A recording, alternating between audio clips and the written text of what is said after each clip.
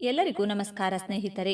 144 ವರ್ಷಗಳ ನಂತರ ನಡೆಯುತ್ತಿರುವ ಈ ಕುಂಭಮೇಳ ಉಳಿದ 3 ಕುಂಭಮೇಳಗಳಿಗಿಂತ ಹೇಗೆ ಭಿನ್ನ? 4 ಗ್ರಹಗಳ ಅಪರೂಪದ ಸಂಯೋಜನೆಯಾಗುತ್ತಿರುವ ಹಿನ್ನೆಲೆಯಲ್ಲಿ 144 ವರ್ಷಗಳ ಬಳಿಕ ಈ ಕುಂಭಮೇಳ ನಡೆಯುತ್ತಿದೆ. ಈ ಬಾರಿ ನಡೆಯುತ್ತಿರುವ ಕುಂಭಮೇಳದಲ್ಲಿ ಸುಮಾರು 45 ಕೋಟಿಗೂ ಅಧಿಕ ಮಂದಿ ಪುಣ್ಯ ಸ್ನಾನ ಮಾಡುವ ನಿರೀಕ್ಷೆ ಇದೆ. ನಮ್ಮ ಭಾರತ ದೇಶ ಮಾತ್ರವಲ್ಲದೆ ಇಡೀ ವಿಶ್ವದಲ್ಲಿಯೇ ಅತಿ ದೊಡ್ಡ ಧಾರ್ಮಿಕ ಉತ್ಸವ ಎಂದರೆ ಅದು ಕುಂಭಮೇಳ. ಕುಂಭಮೇಳ ಜಗತ್ತಿನಲ್ಲಿಯೇ ಅತಿ ದೊಡ್ಡ ಸಂಖ್ಯೆಯಲ್ಲಿ ಜನ ಸೇರುವಂತಹ ಧಾರ್ಮಿಕ ಮತ್ತು ಸಾಂಸ್ಕೃತಿಕ ಸಮಾವೇಶವಾಗಿದೆ. ಅಚ್ಚರಿಯ ಸಂಗತಿ ಎಂದರೆ ಈ ಮಹಾ ಉತ್ಸವ ಬಾಹ್ಯಾಕಾಶದಿಂದಲೂ ಸಹ ಗೋಚರಿಸುತ್ತದೆ. ಕುಂಭಮೇಳದಲ್ಲಿ ಕುಂಭಮೇಳ, ಅರ್ಧ ಕುಂಭಮೇಳ, ಪೂರ್ಣ ಕುಂಭಮೇಳ ಹಾಗೂ ಮಹಾ ಕುಂಭಮೇಳ ಎಂಬ 4 ವಿಧಗಳಿವೆ. ಪ್ರಮುಖ ನದಿಗಳ ತಟ ಹಾಗೂ ನದಿಗಳು ಸಂಗಮಗೊಳ್ಳುವಂತಹ ಸ್ಥಳಗಳಲ್ಲಿ ಕುಂಭಮೇಳ ಜರುಗುತ್ತದೆ. ಭಾರತದಲ್ಲಿ ಮುಖ್ಯವಾಗಿ 4 ಸ್ಥಳಗಳಲ್ಲಿ ಕುಂಭಮೇಳ ನಡೆಯುತ್ತದೆ. ಉತ್ತರಾಖಂಡ ರಾಜ್ಯದ ಹರಿದ್ವಾರದಲ್ಲಿ ಗಂಗಾ ನದಿಯ ದಡದಲ್ಲಿ, ಮಧ್ಯಪ್ರದೇಶ ರಾಜ್ಯದ ಉಜ್ಜಯಿನಿಯ ಶಿಪ್ರಾ ನದಿಯ ದಡದಲ್ಲಿ, ಮಹಾರಾಷ್ಟ್ರದ ನಾಸಿಕದಲ್ಲಿ ಗೋದಾವರಿ ನದಿಯ ದಡದಲ್ಲಿ ಮತ್ತು ಉತ್ತರ ಪ್ರದೇಶದ ಪ್ರಯಾಗ್ರಾಜ್ನಲ್ಲಿ ಗಂಗಾ, ಯಮುನಾ ಮತ್ತು ಗುಪ್ತಗಾಮಿನಿ ಸರಸ್ವತಿಯ ಸಂಗಮದಲ್ಲಿ ಕುಂಭಮೇಳಗಳು ನಡೆಯುತ್ತವೆ. ಇದೀಗ ನಾವೆಲ್ಲರೂ ಸಹ ಒಂದು ಐತಿಹಾಸಿಕ, ಅಭೂತಪೂರ್ವ ಮತ್ತು ಜೀವನದ ಪುಣ್ಯ ಕ್ಷಣವೊಂದಕ್ಕೆ ಸಾಕ್ಷಿಯಾಗಲಿದ್ದೇವೆ. ಅಂತಹ ಒಂದು ಐತಿಹಾಸಿಕ ಕ್ಷಣವೇ 144 ವರ್ಷಗಳಿಗೆ ಒಮ್ಮೆ ಮಾತ್ರ ನಡೆಯುವಂತಹ ಮಹಾ ಕುಂಭಮೇಳ. 2025ರ ಜನವರಿ 13ರಿಂದ ಫೆಬ್ರವರಿ 26ರವರೆಗೂ ಉತ್ತರ ಪ್ರದೇಶದ ಪ್ರಯಾಗ ರಾಜ್ಯದಲ್ಲಿ ನಡೆಯಲಿದೆ. ಈ ಮಹಾ ಕುಂಭಮೇಳ, ಈ ಭವ್ಯ ಉತ್ಸವ ಭಾರತದ ಏಕತೆ ಮತ್ತು ಆಧ್ಯಾತ್ಮಿಕ ಪರಂಪರೆಯನ್ನ ಜಗತ್ತಿನ ಪ್ರತಿಯೊಬ್ಬ ವ್ಯಕ್ತಿಗೂ ಪರಿಚಯ ಮಾಡಲಿದೆ. ಪ್ರಯಾಗವು ನಮ್ಮ ದೇಶದ ಅತಿ ಶ್ರೇಷ್ಠವಾದ ಪುಣ್ಯಕ್ಷೇತ್ರಗಳಲ್ಲಿ ಮುಂಚೂಣಿಯಲ್ಲಿ ಬರುತ್ತದೆ. ಬ್ರಹ್ಮದೇವ ತನ್ನ ಸೃಷ್ಟಿ ಕಾರ್ಯವನ್ನ ಆರಂಭಿಸಿದ ನಂತರ ಮೊದಲು ಯಜ್ಞ ಕಾರ್ಯವನ್ನ ಮಾಡಿದ್ದು ಇದೇ ಕ್ಷೇತ್ರದಲ್ಲಿ ಎಂದು ಹೇಳಲಾಗುತ್ತದೆ. ಹಾಗಾಗಿಯೇ ಈ ಕ್ಷೇತ್ರಕ್ಕೆ ಪ್ರಯಾಗ ಎಂಬ ಹೆಸರು ಬಂದಿದೆ. ಈ ಕ್ಷೇತ್ರದ ಮತ್ತೊಂದು ವಿಶೇಷತೆ ಏನೆಂದರೆ ಇದು ಗಂಗಾ, ಯಮುನಾ ಮತ್ತು ಗುಪ್ತಗಾಮಿನಿಯಾದ ಸರಸ್ವತಿ ನದಿಗಳ ಪವಿತ್ರ ಸಂಗಮ ಕ್ಷೇತ್ರ ಇದಾಗಿದೆ. ಕ್ಷೇತ್ರ ಪ್ರಯಾಗದ ಈ ಸಂಗಮವೇ ಪ್ರಸ್ತುತ ನಡೆಯುವ ಮಹಾ ಕುಂಭಮೇಳದ ಕೇಂದ್ರ ಬಿಂದು. ಮಹಾಕುಂಭಮೇಳವು ಹಿಂದೂ ಪುರಾಣಗಳಲ್ಲಿ ಆಳವಾದ ಬೇರುಗಳನ್ನು ಹೊಂದಿದ್ದು, ಆಸ್ತಿಕ ಮಹಾಶಯರು ತಮ್ಮ ಪಾಪಗಳಿಗೆ ಕ್ಷಮೆಯಾಚಿಸಲು ಹಾಗೂ ಮೋಕ್ಷವನ್ನ ಸಂಪಾದಿಸಲು ಇದೊಂದು ಸುವರ್ಣಾವಕಾಶವೆಂದೇ ಪರಿಗಣಿಸುತ್ತಾರೆ. ಈ ಮಹಾಕುಂಭಮೇಳದಲ್ಲಿ ದೇಶ ವಿದೇಶಗಳಿಂದ ಸುಮಾರು 400 ಕೋಟಿಗೂ ಹೆಚ್ಚು ಜನ ಭಾಗವಹಿಸುವ ನಿರೀಕ್ಷೆ ಇದೆ. ನಮ್ಮ ಈ ಪ್ರಸಕ್ತ ಸಂಚಿಕೆಯಲ್ಲಿ ಕುಂಭಮೇಳ ಎಂದರೇನು, ಕುಂಭಮೇಳ ಹೇಗೆ ಪ್ರಾರಂಭವಾಯಿತು, ಈಗ ನಡೆಯುವ ಮಹಾ ಕುಂಭಮೇಳದ ವಿಶೇಷತೆ ಏನು ಎನ್ನುವಂಥ ಹಲವಾರು ಕುತೂಹಲಭರಿತ ಪ್ರಶ್ನೆಗಳಿಗೆಲ್ಲ ನಮ್ಮ ಈ ಸಂಚಿಕೆಯ ಮೂಲಕ ಈ ವಿಚಾರದ ಬಗ್ಗೆ ಪ್ರತಿಯೊಂದು ಮಾಹಿತಿಯನ್ನ ತಿಳಿದುಕೊಳ್ಳೋಣ. ಕುಂಭಮೇಳ ಎಂದರೇನು? ಕುಂಭಮೇಳ ಎಂದರೆ ಇದರ ಅರ್ಥ ಏನೆಂದರೆ ಕುಂಭ ಎಂದರೆ ಮಡಿಕೆ ಎಂದರ್ಥ. ಈ ಕುಂಭಮೇಳಕ್ಕೂ ಮಡಿಕೆಗೂ ಏನು ಸಂಬಂಧ ಎಂದು ನಾವು ಅನ್ವೇಷಣೆ ಮಾಡುತ್ತಾ ಹೋದರೆ ಸಮುದ್ರ ಮಂಥನದೊಂದಿಗೆ ಕುಂಭಮೇಳದ ಚರಿತ್ರೆ ತಳುಕು ಹಾಕಿಕೊಳ್ಳುತ್ತದೆ. ದೇವದಾನವರು ಅಮೃತಕ್ಕಾಗಿ ಮಂದರ ಪರ್ವತವನ್ನ ಕಡುಗೋಲಾಗಿಸಿಕೊಂಡು ಸರ್ಪಗಳ ರಾಜನಾದ ವಾಸುಕಿಯನ್ನೇ ಹಗ್ಗವನ್ನಾಗಿ ಬಳಸಿಕೊಂಡು ಕ್ಷೀರಸಾಗರದ ಮಂಥನ ನಡೆಸುತ್ತಾರೆ. ಸಾಗರ ಮಂಥನದ ಸಮಯದಲ್ಲಿ ಅನೇಕ ವಸ್ತುಗಳು ಹೊರಬರುತ್ತವೆ. ಕೊನೆಗೆ ತಮ್ಮ ಅಂಗೈನಲ್ಲಿ ಅಮೃತ ಕುಂಭವನ್ನ ಹಿಡಿದಿರುವ ದಿವ್ಯ ಚಿಕಿತ್ಸಕರಾದ ಧನ್ವಂತರಿ ಗೋಚರಿಸುತ್ತಾರೆ.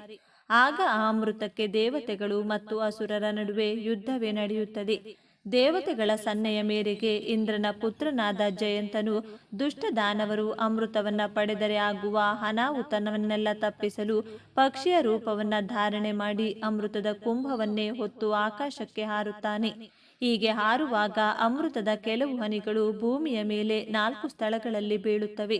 ಆ 4 ಸ್ಥಳಗಳೇ ಪ್ರಯಾಗ್ರ, ಹರಿದ್ವಾರ, ಉಜ್ಜಯಿನಿ ಮತ್ತು ನಾಸಿಕ. ಈ ಅಮೃತದ ಹನಿಗಳು ಬಿದ್ದಂತಹ 4 ಸ್ಥಳಗಳಲ್ಲಿಯೇ ಈ ಕುಂಭಮೇಳವನ್ನ ಆಚರಣೆ ಮಾಡಲಾಗುತ್ತದೆ. ವಿವಿಧ ರೀತಿಯ ಕುಂಭಮೇಳಗಳು. ಕುಂಭಮೇಳವು ಪ್ರತಿ 4 ವರ್ಷಗಳಿಗೊಮ್ಮೆ ಈ 4 ಸ್ಥಳಗಳಾದ ಹರಿದ್ವಾರ, ಪ್ರಯಾಗರಾಜ್, ಉಜ್ಜಯಿನಿ ಹಾಗೂ ನಾಸಿಕಗಳ ಪೈಕಿ ಒಂದು ಸ್ಥಳದಲ್ಲಿ ನಡೆಯುತ್ತದೆ. ಅರ್ಧ ಕುಂಭಮೇಳ. ಅರ್ಧ ಕುಂಭಮೇಳವು ಪ್ರತಿ 6 ವರ್ಷಗಳಿಗೊಮ್ಮೆ ನಡೆಯುತ್ತದೆ ಹಾಗೂ ಪ್ರಯಾಗರಾಜ್ ಮತ್ತು ಹರಿದ್ವಾರದಲ್ಲಿ ಮಾತ್ರ ನಡೆಯುತ್ತದೆ. ಪೂರ್ಣ ಕುಂಭಮೇಳ. ಪೂರ್ಣ ಕುಂಭಮೇಳವು ಪ್ರತಿ 12 ವರ್ಷಗಳಿಗೊಮ್ಮೆ ಪ್ರಯಾಗರಾಜದಲ್ಲಿ ಗಂಗಾ, ಯಮುನಾ ಹಾಗೂ ಸರಸ್ವತಿ ನದಿಗಳ ತ್ರಿವೇಣಿ ಸಂಗಮದಲ್ಲಿ ನಡೆಯುತ್ತದೆ. ಮಹಾಕುಂಭಮೇಳ ಕುಂಭಮೇಳಗಳಲ್ಲಿಯೇ ಮಹಾಕುಂಭಮೇಳ ಅತ್ಯಂತ ಅಪರೂಪವಾದದ್ದು. ಈ ಮಹಾಕುಂಭಮೇಳಕ್ಕೆ ಸಾಕ್ಷಿಯಾಗಲು ಎಲ್ಲರಿಂದಲೂ ಸಾಧ್ಯವಾಗುವುದಿಲ್ಲ. ಏಕೆಂದರೆ ಈ ಮಹಾಕುಂಭಮೇಳ ಜರುಗುವುದು ಬರೋಬ್ಬರಿ 144 ವರ್ಷಗಳಿಗೊಮ್ಮೆ. 12 ಪೂರ್ಣ ಕುಂಭಗಳ ನಂತರ ಅಂದರೆ 144 ವರ್ಷಗಳಿಗೊಮ್ಮೆ ಪ್ರಯಾಗರಾಜ್ನಲ್ಲಿ ನಡೆಯುತ್ತದೆ. ಈ ಮಹಾಕುಂಭಮೇಳ ಈಗ ಪ್ರಸ್ತುತ 2025ರ ಇಸವಿಯಲ್ಲಿ ನಡೆಯುತ್ತಿರುವುದು ನಿಮ್ಮೆಲ್ಲರ ಅದೃಷ್ಟವೇ ಸರಿ. ಮೈತುಂಬ ಬೂದಿ ಬಳಿದುಕೊಂಡ ಅಘೋರಿಗಳು, ಕಾವಿ ವಸ್ತ್ರ ಧರಿಸಿದಂಥ ಸಾಧು ಸಂತರುಗಳು ಮತ್ತು ಮೈ ಕೊರೆಯುವ ಚಳಿಯಲ್ಲಿಯೂ ವಿವಸ್ತ್ರವಾಗಿಯೇ ಇರುವ ನಾಗಸಾಧುಗಳ ಉಪಸ್ಥಿತಿ ಈ ಮೇಳದ ಪ್ರಮುಖ ಆಕರ್ಷಣೆಗಳಲ್ಲೊಂದು. ಅಪಾರ ಸಂಖ್ಯೆಯಲ್ಲಿ ಸಾಧುಗಳು ಮತ್ತು ನಾಗಸಾಧುಗಳನ್ನು ಒಂದೆಡೆ ನೋಡಲೆಂದೇ ವಿದೇಶಿಗರು ವಿದೇಶಗಳಿಂದ ಸಹ ಕುಂಭಮೇಳಕ್ಕೆ ಆಗಮಿಸುತ್ತಾರೆ. ಕುಂಭಮೇಳ ಯಾವಾಗ ನಡೆಯುತ್ತದೆ ಎಂದು ನೋಡೋದಾದ್ರೆ, ಆಧ್ಯಾತ್ಮ ಮತ್ತು ಜ್ಯೋತಿಷ್ಯದಲ್ಲಿ ಗುರುಗ್ರಹಕ್ಕೆ ಅತ್ಯಂತ ಮಹತ್ವವಿದೆ. ಜ್ಯೋತಿಷ್ಯದ ಪ್ರಕಾರ ಗುರು ಪ್ರತಿ ರಾಶಿಯಲ್ಲಿಯೂ ಸಹ 1 ವರ್ಷ ಇರುತ್ತಾನೆ. ಹೀಗೆ 12 ರಾಶಿಯನ್ನು ಪೂರ್ಣ ಪರಿಕ್ರಮಣ ಮಾಡಲು ಗುರುವಿಗೆ 12 ವರ್ಷಗಳ ಕಾಲ ಬೇಕಾಗುತ್ತದೆ. ಗುರು 12 ರಾಶಿಗಳನ್ನು ಪೂರ್ಣ ಪರಿಕ್ರಮಣ ಮಾಡಿದಾಗ ಅಂದರೆ 12 ವರ್ಷಗಳಿಗೊಮ್ಮೆ ಪೂರ್ಣ ಕುಂಭಮೇಳ ನಡೆಯುತ್ತದೆ. ಗುರುಗ್ರಹ 6 ರಾಶಿಗಳನ್ನು ಸಂಚರಿಸಿದಾಗ ಅರ್ಧ ಕುಂಭಮೇಳ ನಡೆಯುತ್ತದೆ. ಹೀಗೆ ಗುರುಗ್ರಹ 12 ರಾಶಿಗಳನ್ನು ಸಂಚರಿಸಿದಾಗ 12 ವರ್ಷಗಳಿಗೊಮ್ಮೆ ನಡೆಯುವ ಪೂರ್ಣ ಕುಂಭಮೇಳವನ್ನೇ ಮಹಾಕುಂಭಮೇಳ ಎನ್ನಲಾಗುತ್ತದೆ. ಮತ್ತೊಂದು ವಿಶೇಷತೆ ಏನೆಂದರೆ, ಸಮುದ್ರ ಮಂಥನದ ಸಮಯದಲ್ಲಿ ಅಮೃತಕ್ಕಾಗಿ ದೇವದಾನವರ ನಡುವೆ ಬರೋಬ್ಬರಿ 12 ದಿನಗಳ ಕಾಲ ಯುದ್ಧ ನಡೆದಿತ್ತು. ದೇವತೆಗಳಿಗೆ 1 ದಿನ, ಮನುಷ್ಯರಿಗೆ 1 ವರ್ಷಕ್ಕೆ ಸಮ. ಹೀಗಾಗಿಯೇ 12 ವರ್ಷಗಳಿಗೊಮ್ಮೆ ಪೂರ್ಣ ಕುಂಭಮೇಳವನ್ನ ಪ್ರಯಾಗರಾಜ್ನಲ್ಲಿ ನಡೆಸಲಾಗುತ್ತದೆ. ಮಹಾಕುಂಭಮೇಳದ ಆಚರಣೆಗಳು ಹೇಗಿರಲಿವೆ ಎಂದು ನೋಡೋಣ ಬನ್ನಿ. ಕುಂಭಮೇಳದ ಬಹುಮುಖ್ಯ ಆಚರಣೆ ಎಂದರೆ ಅದು ಆತ್ಮಶುದ್ಧಿಗಾಗಿ ಮಾಡುವಂತಹ ಕಾರ್ಯ. ಈ ಸಮಯದಲ್ಲಿ ಶಾಹಿ ಸ್ನಾನ. ಮಹಾಕುಂಭಮೇಳದ ಸಮಯದಲ್ಲಿ ಹಿಮಾಲಯದ ತಪ್ಪಲಿನಲ್ಲಿ ವಾಸಿಸುವಂತಹ ಸಾಧು ಸಂತರು, ತಪಸ್ವಿಗಳು, ನಾಗಸಾಧುಗಳು, ಯೋಗಿಗಳು ಎಲ್ಲರೂ ಸಹ ಇಲ್ಲಿಯೇ ವಾಸ್ತವವನ್ನ ಹೂಡಿರುತ್ತಾರೆ. ಕುಂಭಮೇಳದ ಸಮಯದಲ್ಲಿ ಬರುವಂತಹ ಅಮಾವಾಸ್ಯೆ, ಹುಣ್ಣಿಮೆ, ಸಂಕ್ರಮಣ ಮತ್ತು ವಸಂತ ಈ ಪಂಚಮಗಳಲ್ಲಿ ಈ ನಾಗಸಾಧುಗಳು ಬ್ರಾಹ್ಮಿ ಮುಹೂರ್ತದಲ್ಲಿ ಮೊದಲು ಗುಂಪುಗಳಾಗಿ ನದಿಗೆ ಇಳಿದು ಸ್ನಾನವನ್ನ ಮಾಡುತ್ತಾರೆ. ತದನಂತರವೇ ಉಳಿದ ಯಾತ್ರಾರ್ಥಿಗಳು ಸಹ ನದಿಗಿಳಿದು ಸ್ನಾನವನ್ನ ಮಾಡುತ್ತಾರೆ. ಮಹಾಕುಂಭಮೇಳದ ಸಮಯದಲ್ಲಿ ಸಂಗಮದ ನೀರು ಅಮೃತವಾಗಿರುತ್ತದೆಯಂತೆ. ಆ ಸಮಯದಲ್ಲಿ ಜನ್ಮ ಜನ್ಮಾಂತರದ ಪಾಪಗಳನ್ನೆಲ್ಲ ತೊಳೆಯುವಂತಹ ಶಕ್ತಿ ಈ ಅದ್ಭುತ ಜಲಕ್ಕಿರುತ್ತದೆ. ಹಾಗಾಗಿಯೇ ಮಹಾಕುಂಭಮೇಳ ಸಮಯದಲ್ಲಿ ಶಾಹಿ ಸ್ನಾನವನ್ನ ಮಾಡಿದ್ರೆ ನಮ್ಮ ಪಾಪಗಳೆಲ್ಲ ತೊಳೆದು ಮೋಕ್ಷ ಪ್ರಾಪ್ತಿಯಾಗುತ್ತದೆ ಎನ್ನುವ ನಂಬಿಕೆ ಹಿಂದಿನಿಂದಲೂ ಬಂದಿದೆ. ಶಾಹಿ ಸ್ನಾನದಿಂದ ಅನೇಕ ಕಾಯಿಲೆಗಳು ಹಾಗೂ ಚರ್ಮ ರೋಗಗಳು ಗುಣವಾಗುತ್ತವೆ. 45 ದಿನಗಳ ಕಾಲ ನಡೆಯುವ ಈ ಮಹಾಕುಂಭಮೇಳದಲ್ಲಿ ಒಟ್ಟು 6 ಶಾಹಿ ಸ್ನಾನಗಳು ನಡೆಯುತ್ತವೆ. ಆ 6 ಶಾಹಿ ಸ್ನಾನದ ದಿನಗಳು ಯಾವುವೆಂದು ತಿಳಿಯೋಣ. ಜನವರಿ 13ರ ಪೌರ್ಣಮಿಯಂದು ಪೂರ್ಣಿಮಾ ಸ್ನಾನ, ಜನವರಿ 14ರಂದು ಮಕರ ಸಂಕ್ರಾಂತಿ ಸ್ನಾನ, ಜನವರಿ 29ರಂದು ಮೌನಿ ಅಮಾವಾಸ್ಯೆ ಸ್ನಾನ, ಫೆಬ್ರವರಿ 3ರಂದು ವಸಂತ ಪಂಚಮ ಸ್ನಾನ, ಫೆಬ್ರವರಿ 12ರಂದು ಮಾಘ ಪೂರ್ಣಿಮಾ ಸ್ನಾನ, ಫೆಬ್ರವರಿ 26ರಂದು ಮಹಾಶಿವರಾತ್ರಿ ಸ್ನಾನ. ಹೀಗೆ ಮಹಾಶಿವರಾತ್ರಿಯ ದಿನ ಕೊನೆಯ ಪವಿತ್ರ ಸ್ನಾನದೊಂದಿಗೆ ಈ ಮಹಾಕುಂಭಮೇಳ ಮುಕ್ತಾಯಗೊಳ್ಳುತ್ತದೆ.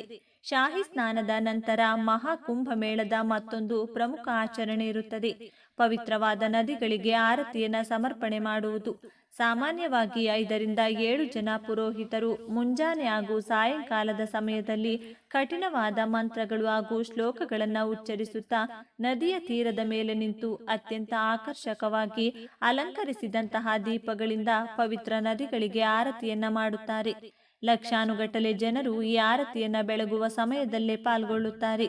ಆತ್ಮೀಯ ವೀಕ್ಷಕರೇ, ನಮ್ಮ ಈ ಪ್ರಸ್ತುತ ಸಂಚಿಕೆಯಲ್ಲಿ ಕುಂಭಮೇಳ, ಅರ್ಧ ಕುಂಭಮೇಳ, ಪೂರ್ಣ ಕುಂಭಮೇಳ ಮತ್ತು ಮಹಾಕುಂಭಮೇಳಗಳ ಕುರಿತಾಗಿ ಹಲವಾರು ಮಹತ್ವವಾದ ವಿಶೇಷತೆಗಳು, ವಿಚಾರಗಳು ಹಾಗೂ ಹಲವಾರು ಮಾಹಿತಿಯನ್ನ ಸಂಪೂರ್ಣವಾಗಿ ತಿಳಿದುಕೊಂಡಂತ ನಿಮಗೆಲ್ಲರಿಗೂ ಆ ಭಗವಂತನ ಕೃಪಾ ಕಟಾಕ್ಷ ಸದಾ ಕಾಲ ಇರಲೆಂದು ಕೇಳಿಕೊಳ್ಳುತ್ತಾ ಈ ದಿನದ ಸಂಚಿಕೆಯನ್ನ ಮುಗಿಸುತ್ತಿದ್ದೇನೆ. ವೀಕ್ಷಕರೇ, ನಿಮಗೆ ಈ ವಿಡಿಯೋ, ಈ ಮಾಹಿತಿ ಇಷ್ಟವಾಗಿದ್ದಲ್ಲಿ ಲೈಕ್ ಮಾಡಿ, ಶೇರ್ ಮಾಡಿ ಹಾಗೂ ನಮ್ಮ ಹೊಸ ಮಾಹಿತಿಗಳ ಅಪ್ಡೇಟ್ಗಳನ್ನು ನಮ್ಮ ಚಾನಲ್ಗೆ ಈಗಲೇ ಸಬ್ಸ್ಕ್ರೈಬ್ ಆಗಲು ಮರೆಯಬೇಡಿ. ಸರ್ವೇ ಜನೋ ಸುಖಿನೋ ಭವಂತು.